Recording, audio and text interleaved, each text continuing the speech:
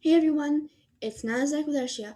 Welcome back to my channel, and in today's video we're going to be talking about and going through three interesting insights from this book by Peter Thiel, the founder of PayPal, and it's called 0 to 1 Notes on Startups or How to Build a Future. So let's get into it. So this book is also by with Blake Masters, and this book is how to build businesses that create new products.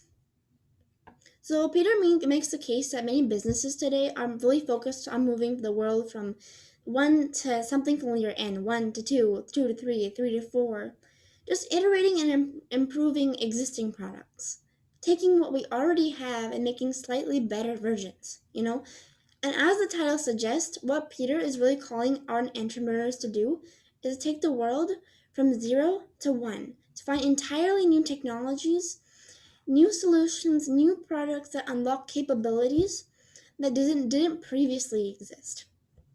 So rather than just iterating on what already exists, creating entirely new solutions to create new value and to create a much brighter and more interesting future. So if you're an entrepreneur, if you're a founder, if you're an investor, or anybody else interested in building innovative, new, and creative businesses, I recommend that you highly pick up a copy of 0 to 1 by Peter Thiel. The link in the description. The book was first published back in 2014, but many of the ideas and insights are as important, if not even more important, today. So, with that in mind, let's dive into my three favorite insights of this book, beginning with insight number one: the real challenge of the future. So, Peter is a contrarian, and right near the beginning of the book, he introduces a question, and that is, what important truth do very few people agree with you on? And the idea here is you want to get clear on the kind of thinking that you have in terms of your beliefs and the idea that you hold that go against the status quo. Because if you want to create a product or a service or something unique that creates entirely new value, you really have to sharpen your thinking in terms of what is that you believe in that other people do not. And he goes on to explain that an answer along the lines of the educational system is broken wouldn't necessarily be a valid answer because a lot of people believe that the educational system is broken. And so he explains a much better answer that should take the form of, most people believe in X, but the truth is the opposite of X. So if you want to get very clear in terms of what you believe, that other people wouldn't necessarily agree with, we're going to come back to this a little bit later on in the video, but Peter's own answer to this question is, most people think the future will be defined by globalization, but globalization without new technology is unsustainable. So he makes the case that many people today are thinking that the future is largely going to be predicated on taking existing technology, spreading around the world through globalization, and making it available to more people. But that is this approach that if it's not predicated on new technology that makes things more efficient or more effective, we're almost certainly going to burn out of scarce resources, and it might simply be entirely unsustainable to follow through on that particular strategy. So that is what he really argues then, is that we must imagine and create new technologies if we want the future to be more peaceful, more prosperous, and better than not only in the past, but even better than what we have today. And he makes the case that a startup is the best solution to this problem. Because large organizations, it's very difficult for them to have the kind of contrarian thinking really required to really create the kind of 0 to 1 leap. When a startup is perfectly positioned, because any one individual might have unique views, might have their own take on what the future might hold, but as an individual entrepreneur or anyone else in the market, it's very difficult to cause significant change. But a startup in the perfect balance in between, where it's small enough to think differently and yet large enough to be effective in terms of creating change. So I love Peter's definition, and the Peter Thiel says that the startup is the largest group of people you can convince of a plan to build a different future. Very interesting take on that. But let's move on to insight number two, mistaken reactions to past mistakes. When the dot-com boom collapsed in the late 90s, early 2000s, a lot of people changed their thinking in terms of how they view the future. And Peter makes the argument that a lot of people now believe the future is a lot more indefinite. They don't have the big, bold, audacious thinking that is necessary to create a much brighter and better future. And because of the dot com collapse and everything involved in that, a lot of entrepreneurs and a lot of people in Silicon Valley now think very much in terms of quarters instead of in years or even decades. They're much less willing to take a huge risk and they're more focused on making iterative improvements based on existing solutions that are already available to people. So much of what we talked about early in this video, where it's 1 to 2, 2 to 3, but not necessarily 0 to 1. We're not willing to take those huge risks of trying something that is completely unique because we've seen from the dot com boom how bad failure can appear. And of course, there were other factors to do with the dot com boom. There was all kinds of money being thrown around irresponsibly, so there are other things at play. But Peter makes the case that ultimately we took some incorrect lessons from the experience, and four in particular that are covered in the book. Number one, make incremental advances. Number two, stay lean and flexible. Number three, improve on the competition. And number four, focus on product and not sales.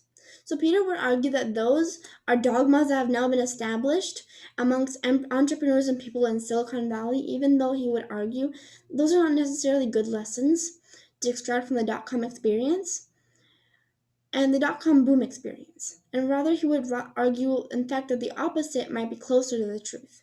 His own list includes number one, it's better to risk boldness than triviality. Number two, a bad plan is better than no plan. Number three, competitive markets destroy profits. And number four, sales matters just as much as product. So Peter is making the case that ultimately it's more important to go big, to aim more for the long term, to find something more interesting and worthwhile to pursue than to simply make incremental advancements. Because if we want to make the move for the world to move forward, if we want the future to be even more prosperous than today, and if we want the benefits of something like globalization, where we can take existing technology and spread it to more people, then we're going to really need new and interesting solutions to accomplish those goals in a much more sustainable way. We can't simply take what we have today and give it to everybody, can we? That wouldn't be sustainable. But if we purchase new and interesting technology, we can still achieve the same underlying goal. Now, I think the purpose of an entrepreneur is very much following Peter Thiel's advice here would be Elon Musk. And of course, Elon Musk and him worked together at PayPal, but if you look at Elon Musk today, he's got a very unique number of businesses that are pursuing 0 to 1 level ideas. So, for example, he's pursuing solar energy roof tiles, underground tunnels to alleviate congestion, reusable rockets to make any form of travel to and from space much more cost-effective, Neuralink, the brain-to-computer interface, and even something like Hyperloop. Each one of these ideas is an example of going from 0 to 1. And of course, we aren't all Elon Musk. He's a pretty unique guy, clearly capable of carrying a lot of stress and focusing on a lot of different things at once between his different businesses. But the idea here is that we need more people like Elon. And even if it's just pursuing one of these kinds of ideas, and even one of these ideas that might be a little bit smaller, in terms of overall scope, we do need more entrepreneurs that are creating these kinds of entirely new technologies that are moving the world from 0 to 1, unlocking new capabilities like that in many ways are going to unlock value over a longer time horizon. So let's move on to insight number 3. All happy companies are different. The business version of Peter's contrarian question form earlier is, what valuable businesses is nobody building? And the really important keyword there is valuable. What valuable businesses is nobody creating? And the reason why this is important is because there are plenty of businesses out there that create an incredible amount of value for their customers, but they aren't able to capture enough of that value. And as a result, they don't have the revenues or the profits to continue to pursue investing in innovative technology for the future. For example, coming right out of the book, the airline industry. Here's the industry that generates an incredible amount of value for travelers, but they aren't able to capture enough of that value to continue moving the industry forward. And as a result, even if you look at the entire North American airline industry together, a company like Google would be worth multiple times more than the entire industry. Because Google not only creates an incredible amount of value, but Google is able to capture a lot of that value.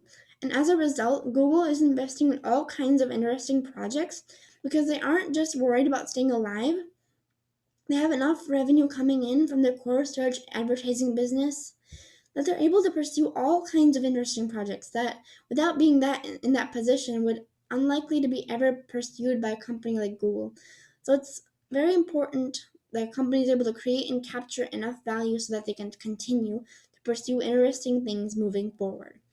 And so ultimately, what Peter is advocating for here is the idea of having a monopoly position in the market.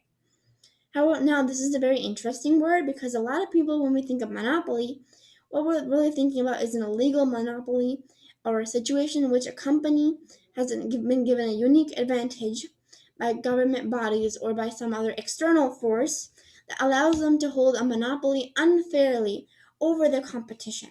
And there's a lot of nuance going on here, but what Peter is describing is that essentially a business that is so good at what it does that the customers prefer it, and rivals or other competitors out there really can't keep up. So, for example, Google with their search engine, Amazon with their incredible logistics, and even a company like Tesla with their innovation. Not only in terms of things, but also autonomy and other things that they're pushing forward. They're examples of businesses that solve a unique problem in a unique way. And they create value for customers and are able to capture value so that value is they can continue to purchase and pursue investment. And so Peter concludes that all successful companies are different. They all provide unique value to unique customers, and they're able to capture that. Whereas all failed companies are the same.